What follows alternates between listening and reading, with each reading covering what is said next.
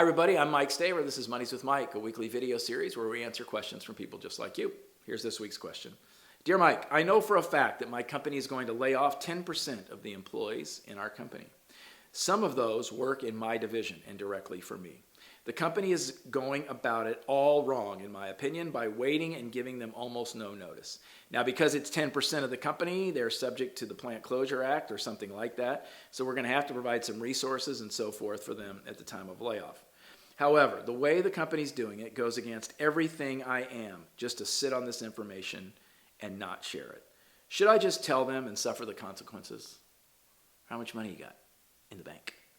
Because if you violate a directive from senior leadership about what the future talent plans are in your organization, you just violate it and go out and start spewing it, you're not going to keep your job. You'll end up being one of those 10%, is my guess.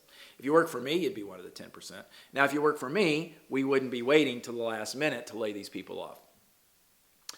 The question is, what is our motive?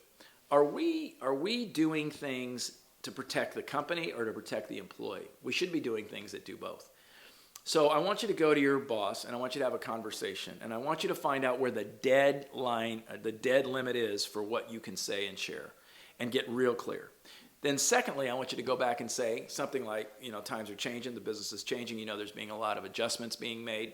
So I think what my commitment is to you is to make you wildly employable by continuing to develop you, continue to coach you, and continuing to help you. I don't know what the storm looks like going forward exactly, but I do know that it's a little stormy right now, and my job is to help you navigate that. And so I'm going to do everything I can to do that. And then encourage each person to have a development plan and a plan that has three things: best case scenario plan, worst case scenario, most likely case scenario. And help them figure out what they do in each of those cases. That way you don't have to tell them what's actually going to happen, but when it does happen, because who knows, the company may change its mind.